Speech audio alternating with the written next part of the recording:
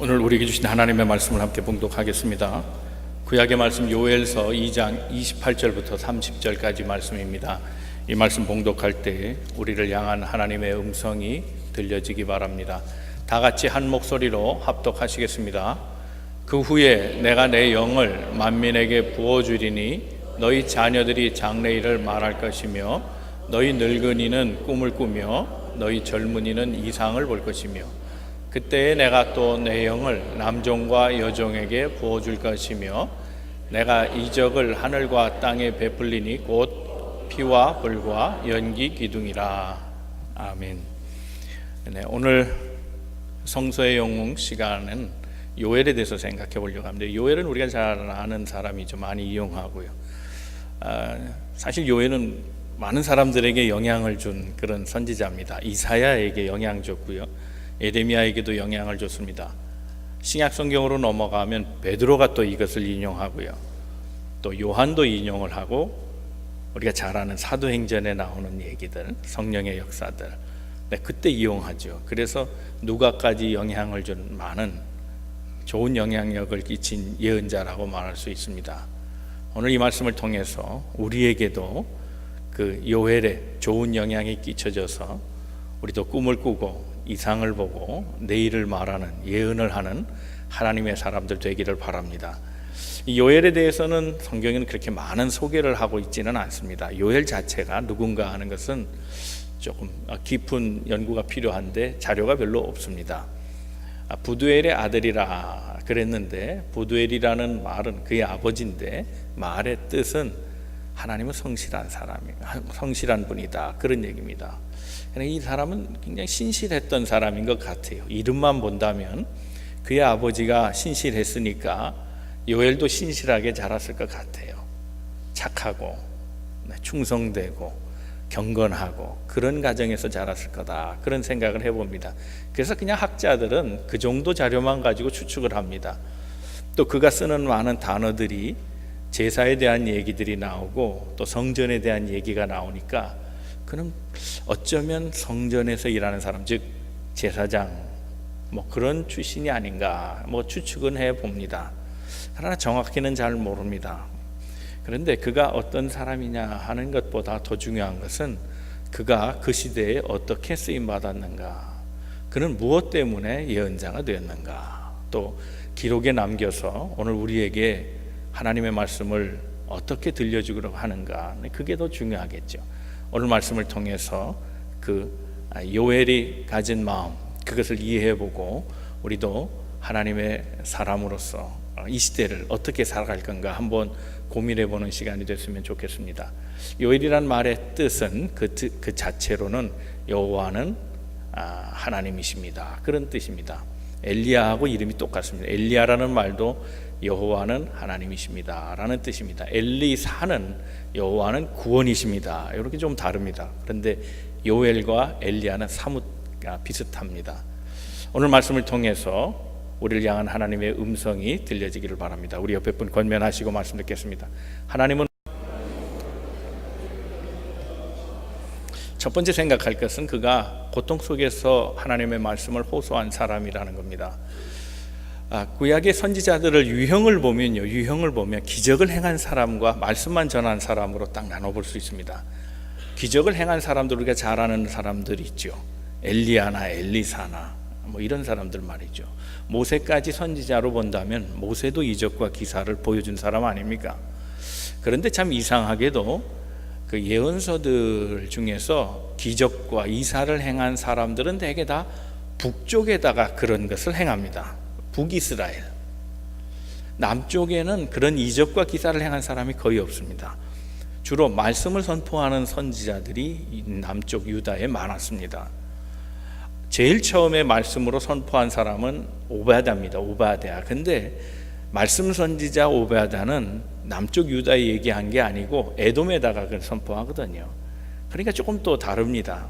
이방 사람에게 얘기하는 거니까, 물론 형제지만 이방인에게 얘기하는 거니까 조금 내용이 좀 다르죠. 그런데 그 첫 번째 유다에게 말씀을 증거한 사람이 요엘입니다. 그러니까 이 말은 다른 말로 하면 요엘은 이적과 기사를 행한 적이 없다는 겁니다. 꿈, 환상 이런 걸 안 봤습니다. 보지 못했습니다. 우리가 선지자 그러면 꿈이나 환상을 좀 얘기하고 이적과 기사도 좀 행해야 될 것 아닙니까? 그런데 실상 그렇지 않았습니다. 요엘은 그런 일을 행해 본 적도 없고 특이한 체험을 한 사람도 아닙니다. 그냥 오로지 말씀만 선포한 사람이었습니다. 그런데 그의 말씀이 말씀드린 대로 이사야, 에레미야, 베드로, 요한, 누가까지 많은 시대에 많은 사람들에게 오늘날의 우리에게까지 큰 영향력을 준 것을 봅니다. 오늘 본문은 예언의 형태로 되어 있지만 사실은 요엘이 목도한 현상입니다. 이 요엘이 목도한 현상을 보고 시대를 알라 얘기합니다. 그런데 사람들이 듣는 시대에는 하나님의 말씀을 전하는 것이 그렇게 어렵지 않을 겁니다. 그런데 하나님의 말씀을 듣지 않는 시대에 바른 소리 하는 것은 참 어렵습니다. 그래서 제목을 그렇게 잡아봤습니다. 고통 속에서 말하다. 사람들이 듣기 싫어하는 소리, 긍정하지 않는 소리, 수긍하지 않는 소리, 피하고 싶은 얘기를 지금 하고 있는 겁니다. 자, 우선 1장 4절 말씀을 한번 같이 읽어보겠습니다. 1장 4절 말씀 시작. 팥중이가 남긴 것을 메뚜기가 먹고 메뚜기가 남긴 것을 느치가 먹고 느치가 남긴 것을 황충이 먹었도다. 네, 우리말 성경에는 과거 또는 현재까지로 얘기합니다. 미래 얘기가 아닙니다. 이미 먹었습니다. 오늘 본문에는 4개의 메뚜기 종류를 얘기하죠. 4가지입니다. 그렇죠? 팥중이, 메뚜기, 느치, 황충이. 고대 근동 지방에는 이 메뚜기의 종류를 한 70에서 80가지 정도를 봅니다. 여러 종류가 있지만 왜 4종류만 썼을까? 여기 언어 유희가 있습니다. word play가 있습니다. 이 팥중이라는 말은 가잠이라는 말인데 가잠이라는 말은 어떤 동사의 말과 비슷한가 하면 잘기잘기 잘라버린다는 그런 동사의 발음과 유사합니다. 팥중이가. 메뚜기라 그랬는데 이 메뚜기는 아릴렙이라는 말인데 이 말은 많은 때, 무수히 많은 때라는 그런 말과 유사한 발음을 냅니다. 느치라 그랬는데 느치는 얄레크라는 말입니다. 이 얄레크라는 말은 갉아먹는다 그런 뜻을 갖고 있습니다. 그래서 갉아먹는다라는 말이 그 속에 있기 때문에 아마 여러 가지 말 중에서 이 4가지 단어를 뽑아서 그렇게 얘기하려고 했던 게 아닌가 싶습니다. 황충이라 그랬는데 황충이라는 말은 히브리 말로 하시엘이라는 말입니다. 메뚜기는 메뚜기예요. 근데 하시엘이라는 이름을 가진 메뚜기입니다. 이 하시엘이라는 말은 끝장내버리다라는 말하고 발음이 유사합니다. 그러니까 이 4개의 이 메뚜기의 이름들을 다 조합해 보면 심판적 의미가 들리잖아요. 메뚜기가 지나가는데 곡식의 대를 다 잘라버리고 갈기갈기 다 잘라서 그걸 다 부숴버리고 그래서 마지막 끝장을 내버린다 그런 뜻입니다. 그래서 많은 종류가 있지만 4개의 단어 비슷한 심판을 의미하는 단어들을 뽑아가지고 4개만 소개한 겁니다. 이걸 지금 목도하고 있습니다. 선지자는 이 상황을 보면서 회개하라고 외치는 겁니다. 하나님의 말씀이 이제 선포가 시작됩니다. 그런데 사람들은 이 말을 듣지 않습니다. 아모스 7장에 보면 아모스 7장 1절에 왕이 풀을 벤 후에 그 풀이 움돋기 시작할 때에 여호와께서 메뚜기를 기르기 시작했다 그런 말이 나옵니다. 왕이 풀을 뱄다 이 말은 이스라엘이 2번 정도 농사를 진다고 생각하면 이모작을 한다면 첫 번째 수확은 왕이 다 가져갔다는 뜻입니다. 집권자들이 다 가져가 버리는 겁니다. 그러니까 세금으로 얘기하면 50% 세금입니다. 50% 엄청난 세금을 가져간 겁니다. 다 가져간 후에 나머지 2차 추수 때에 비로소 먹을 수 있는데 그때 메뚜기가 자라는 겁니다. 그러면 끝장입니다. 첫 번째 수확을 왕이 다 가져갔으니 두 번째 수확 가지고 연명을 해야 하는데 그마저도 다 메뚜기가 쓸어버리면 어떻게 살아갑니까? 극도로 황폐해질 겁니다. 하나님은 이 상황을 지금 그들에게 보게 하신 겁니다. 나라가 망가졌습니다. 아모스 지난 시간에 말씀드린 거기 때문에 상황을 이해해 보시면 좀 도움이 될 것 같습니다. 빈부격차가 엄청나졌습니다. 부자는 부자대로 향락을 즐기고 살고 가난한 자는 없어서 괴로워하고 그래서 절규하며 살아가는 양극화 현상이 두드러지고, 그래서 집권자들은 백성을 살피는 것이 아니라 자기 배를 채우면서 그들의 신앙마저도 이방신을 쫓아가고 종교적 타락과 개인의 윤리가 파괴되는 그런 어그러진 사회를 아모스는 표현해주고 있습니다. 바로 그런 상황이 아모스와 동시대에 살았던 요엘의 상황이었습니다. 아모스는 북에다 얘기했고 요엘은 지금 남쪽에다 얘기하는데 그런 시대의 그 재난을 보면서 그는 지금 말씀을 전하고 있는 겁니다. 이제 그들에겐 통곡 소리가 들릴 것입니다. 어린아이부터 노인까지 곡간이 점점 줄어들면서 그들의 절망은 점점 커가고 이제 못 살겠다 하는 소리들이 곳곳에서 울려 나올 겁니다. 그래서 선지자는 말합니다. 5절 말씀 한번 읽겠습니다. 1장 5절 말씀입니다. 시작. 취하는 자들아 너희는 깨어 울지어다. 포도주를 마시는 자들아 너희는 울지어다. 이는 단 포도주가 너희 입에서 끊어졌음이니. 그랬습니다. 취하는 자들아 너희는 깨어 울지어다. 너희는 울지어다. 두 번 얘기하죠. 끊어졌다. 이거 좀 불안한 느낌을 갖잖아요. 끊어졌다. 울지어다. 울지어다. 끊어졌으니 울지어다.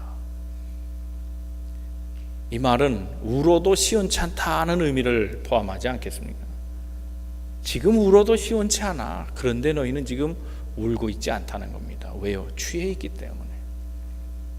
그들은 지금 드렁큰입니다. 부자들, 지배자들, 왕족을 비롯한 제사장과 모든 지도층들이 지금 취해 있다는 겁니다.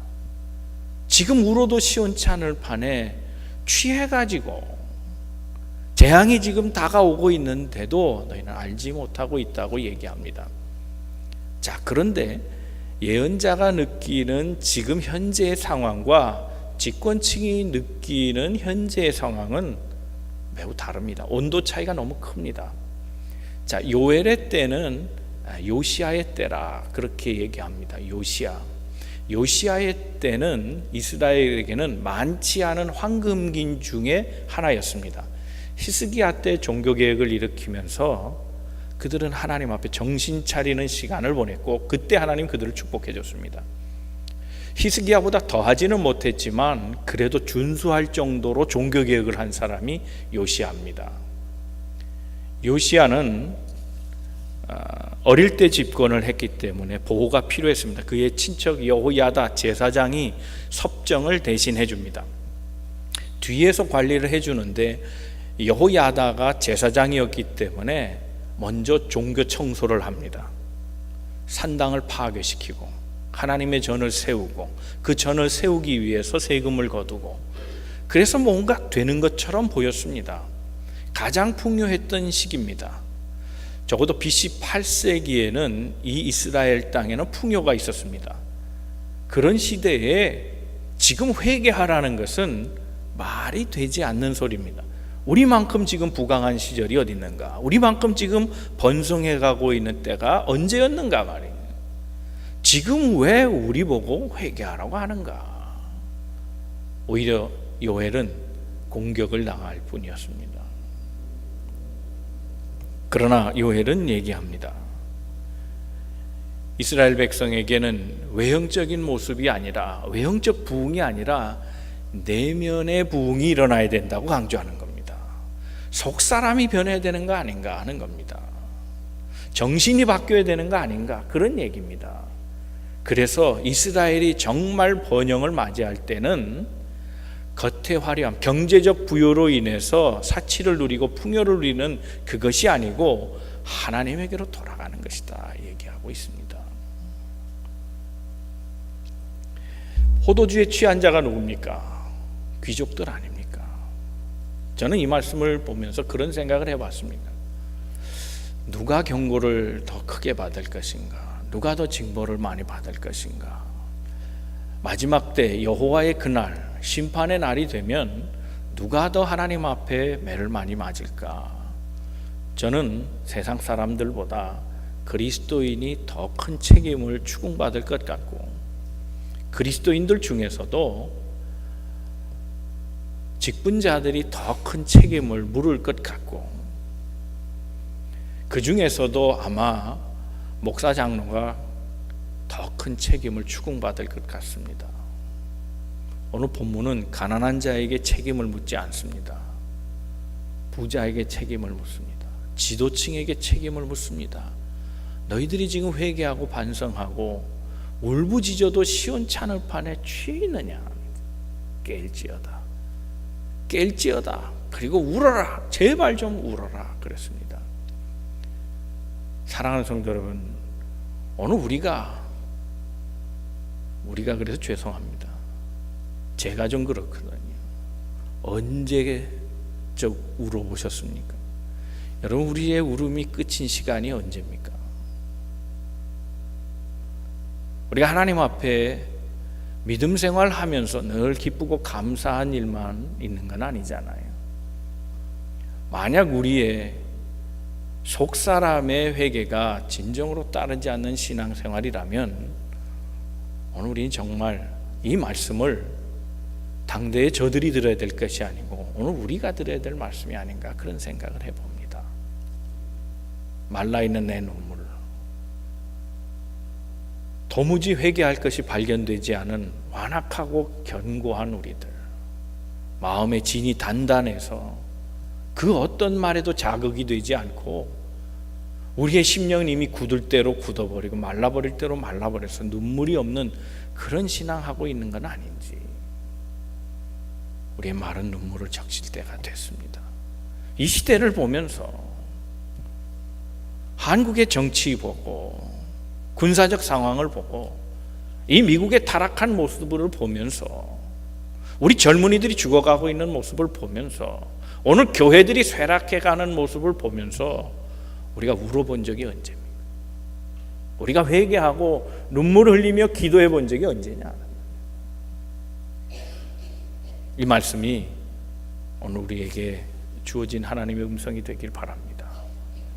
깨어라, 울어라 하실 때 하나님, 내가 하나님의 사람으로 이제 서겠습니다.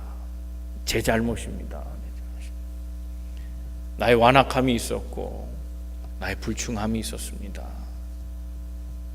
내가 맡은 직분 잘 감당 못했습니다. 기도의 사명 깨우지 못했습니다. 그런 마음으로 신앙생활을 해야 될 줄로 합니다. 두 번째 생각할 것은 이제 심판을 이야기하고 요엘이 돌아오라고 호소합니다. 14절 말씀, 1장 14절입니다. 5절 말씀입니다. 15절 말씀 다 같이 한번 읽어봅니다. 시작. 너희는 금식일을 정하고 성회를 소집하여 장로들과 이 땅의 모든 주민들을 너희의 하나님 여호와의 성전으로 모으고 여호와께 부르짖을지어다. 그랬습니다. 문제를 만날 때 겉을 보는 사람이 있습니다. 그러나 어떤 이는 속을 봅니다. 바람이 불면 조류가 한쪽으로 쓸리죠.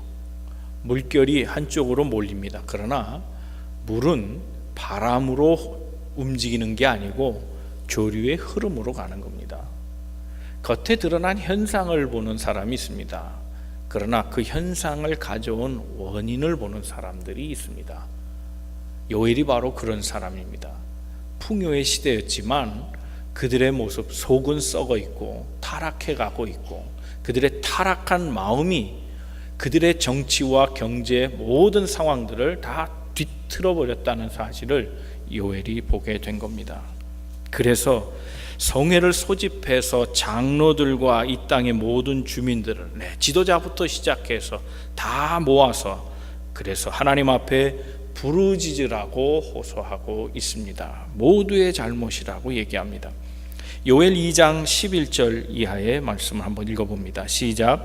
여호와의 말씀에 너희는 이제라도 금식하고 울며 애통하고 마음을 다하여 내게로 돌아오라 하셨나니 너희는 옷을 찢지 말고 마음을 찢고 너희 하나님 여호와께로 돌아올지어다. 그는 은혜로우시며 자비로우시며 노하기를 더디하시며 인애가 크시사 뜻을 돌이켜 재앙을 내리지 아니하시나니 그랬습니다. 왜 돌아와 울부짖어야 합니까?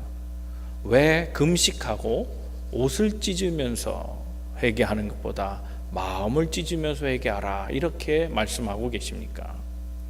여러분, 인생은 앞날을 모르지 않아요.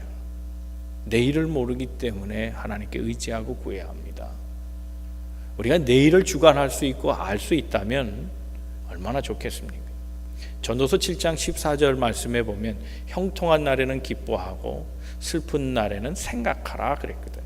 근데 하나님은 이 둘을 계속 병행하게 하사 인생이 장래를 알지 못하게 하셨다 그랬습니다.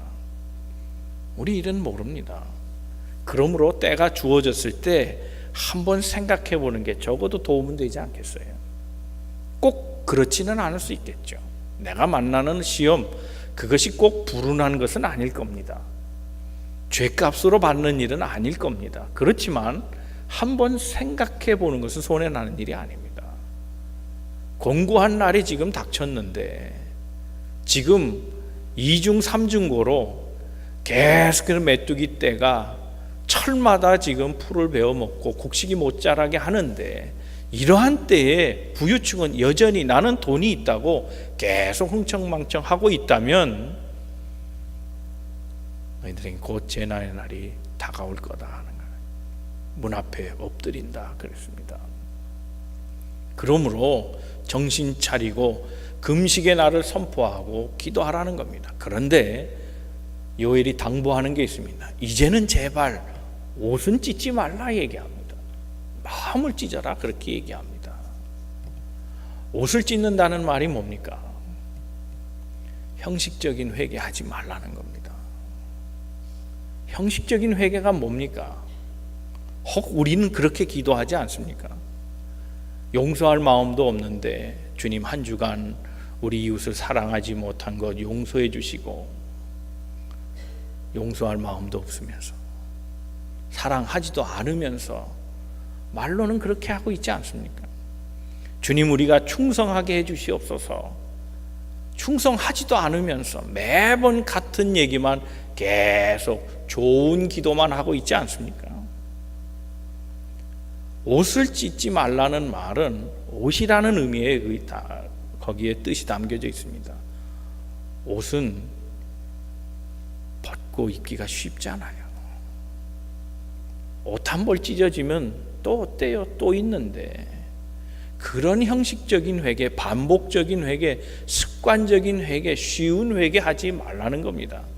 그러면 어려운 회개가 뭡니까? 정말 해야 되는 회개가 뭡니까? 마음을 찢는 회개. 옷을 찢으면 내가 아픕니까? 안 아프죠. 마음을 찢는다. 여러분, 살을 찢으면 아플 겁니다. 살을 찢어서 아픈 것처럼 마음을 찢으면 통해하면서 하는 그런 회개가 오늘 우리에게 필요하다고 선지자는 지금 얘기하는 겁니다. 그런 회개하라는 겁니다. 마음을 찢는 회개. 그 마음이 무엇입니까? 이기적인 마음, 교만한 마음, 완악한 마음, 자랑하는 마음, 하나님 없이 살겠다는 그 마음을 찢어버리라는 겁니다. 산산이 찢어버리라는 겁니다. 조각조각 찢어버리고 아예 남지 않게 찢어버리라는 겁니다. 우리의 마음을, 옛 마음을, 거짓된 마음을 완전히 다 찢어서 없애라는 겁니다. 그것이 진짜 회개라고 얘기하고 있습니다. 그날에 하나님께서 반드시 원수들을 멸하시지만 마음을 찢는 자만은 재앙을 돌이키게 하신다는 겁니다. 하나님은 마음 바꾸는 분은 아닙니다. 그런데 회개하는 자에게만은 마음을 바꿔주시는 분이라는 겁니다. 세 번째, 이제 요엘이 다시 미래를 얘기합니다. 과거를 기억하고 미래를 꿈꾸라고 얘기하고 있습니다. 요엘이 본 상황은 에덴의 상황하고 비슷합니다. 자, 들판이 다 아작났습니다. 이것은 잃어버린 에덴과 같습니다. 에덴은 풍요했습니다. 그런데 인간의 타락으로 인해 그들은 쫓겨났습니다. 황폐한 땅으로 내몰렸습니다. 마치 요엘이 지금 보고 있는 상황이 그런 상황과 같다는 겁니다. 죄로 인해서 황폐해진 땅, 그것을 바라보면서 그는 절망했지만 다시 꿈꾸기를 시작합니다. 하나님의 영이 임하시면 다시 회복의 길이 열린다고 얘기하고 있습니다. 그 회복의 길은, 그 시작이 물질적인 것부터 시작합니다. 요엘 2장 25절 말씀입니다. 다 같이 읽어보겠습니다. 시작. 내가 전에 너희에게 보낸 큰 군대 곧 메뚜기와 르치와 황충과 팥중이가 먹은 횟수대로 너희에게 갚아주리니. 물질적인 회복, 보상이 이루어집니다. 빼앗겼던 것들을 되찾게 된다는 겁니다. 그런데 여기에서 그치지 않습니다. 영적인 회복이 더해집니다. 사람은 떡으로 사는 것이 아니고 하나님 말씀으로 산다 했을진데, 떡의 회복도 중요하지만 말씀의 회복이 더 중요한 겁니다. 떡으로 사는 것 같아도 하나님의 사람은 말씀으로 살기 때문에 그렇습니다. 28절 말씀입니다. 28절, 상상 이상의 선물을 주고 계십니다. 시작. 그 후에 내가 내 영을 만민에게 부어주리니 너희 자녀들이 장래일을 말할 것이며 너희 젊은이는 꿈을 꾸며 너희 젊은이는 이상을 볼 것이며 그때 내가 또 내 영을 남종과 여종에게 부어 줄 것이며 내가 이적을 하늘과 땅에 베풀리니 곧 피와 불과 연기 기둥이라 그랬습니다. 여러분, 하나님의 영이 임하는 것은 순서가 있습니다. 먼저 돌이키는 겁니다. 먼저 돌이키고, 즉 옷을 찢지 말고 마음을 찢는 마음으로 하나님 앞에 통회하고 자복하고 나오고, 그리고 하나님이 어떤 분인가 하는 것을 알고 하나님의 왕되심, 요엘 이름처럼 하나님은 나의 주권자이십니다 라고 고백한 후에 하나님의 영이 내린다는 겁니다. 이 말은 오늘 우리에게 또 다른 점을 시사합니다. 오늘 우리는 무조건적으로 하나님 앞에 무릎 꿇고 주여 성령이여 오시옵소서 얘기합니다. 순서가 틀렸습니다. 성령을 어떻게 이해하십니까? 성령은 하나님이십니다. 이게 기덩어리가 아닙니다. 에너지 덩어리가 아닙니다. 내가 소유했다가 말았다가 없어졌다가 있었다가 뭐 그런 게 아닙니다. 성령은 단순한 파워가 아닙니다.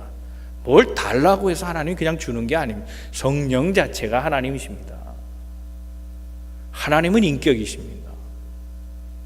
누가 달랜다고 그냥 쑥 들어가시는 분이 아닙니다. 죄를 회개하지 않는 자에게는 하나님이 임하시지 않습니다. 하나님을 주인으로 인정하지 않는 자에게는 하나님이 임하시지 않는다는 겁니다. 그러므로 회개 없이 주여 능력 주시옵소서, 넌센스입니다. 구해도 잘못 구한 건 안 주신다 그랬습니다. 성령은 달래서 오는 영이 아니고 회개한 심령에게 하나님이 임하시는 겁니다.